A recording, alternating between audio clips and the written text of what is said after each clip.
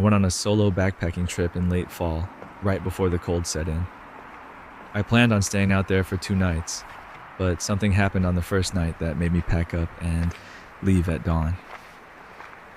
I was camped out on a ridge with a view of the valley below, far from any trailhead, and I hadn't seen another person all day.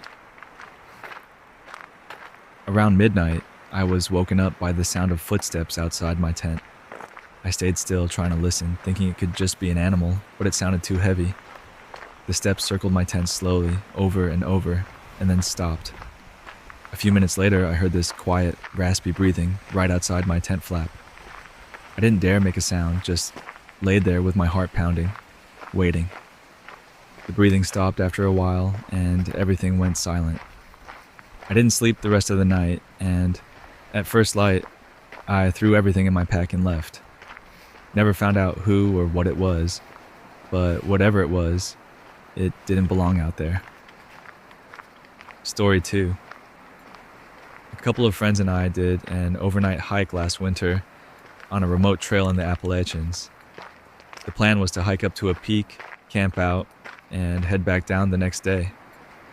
Around 1 a.m., we were all sitting around the campfire when we heard faint singing in the distance.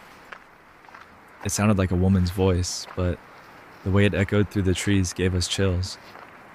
It was haunting, almost like a lullaby, but we couldn't make out the words. The singing got closer and louder, and we just sat there staring out into the darkness, hoping it would stop. Eventually, the singing faded away, but none of us could shake the feeling that we were being watched. In the morning, we found footprints around our campsite leading off into the forest. The thing is, we were miles from any other trail, and we never saw another soul. Story 3. This was about 5 years ago, hiking a remote trail in Alaska with my brother. It was a clear day, and we had plans to reach a small lake before setting up camp. As we were walking, we came across a clearing that felt off. There were bits of ripped clothing scattered around, some of it caked in mud, and then we noticed a backpack leaning against a tree. When we checked it, it had food wrappers, a map, and a first aid kit, but no ID or anything to say who it belonged to. The weirdest part, there was a half-eaten sandwich inside, like someone had just left it and planned to come back. We decided not to wait around and kept moving. But as we left the clearing, we kept getting this feeling like someone was watching us.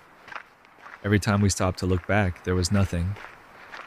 To this day, we have no idea what happened to the person who left that backpack, but it left us with a bad feeling the whole trip.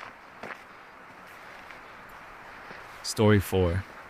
Went hiking with my girlfriend last year in a state park near some caves. We were almost back to the car when we noticed something strange by the edge of the trail. A small doll hanging from a tree branch, like it was watching the trail. We thought it was weird, but kept walking, and soon enough, we saw another one.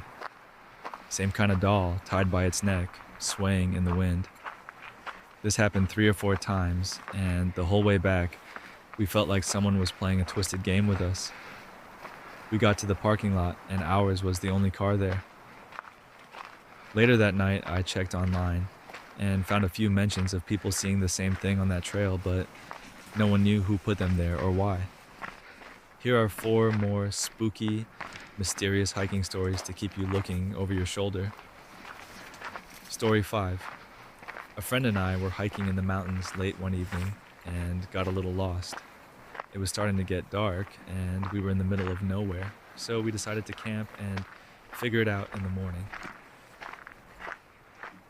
Around midnight, I woke up to what sounded like someone humming outside the tent. I thought maybe it was my friend, but then I realized the sound was coming from deeper in the woods. I nudged my friend awake, and we both sat there listening. The humming got louder, like whoever it was getting closer. Suddenly, it stopped right outside our tent. We sat frozen, not daring to even breathe. After a few minutes, we heard something whisper, "Not yet." Then the footsteps retreated, fading into the trees. We packed up at first light and left. Still don't know who or what was out there with us that night.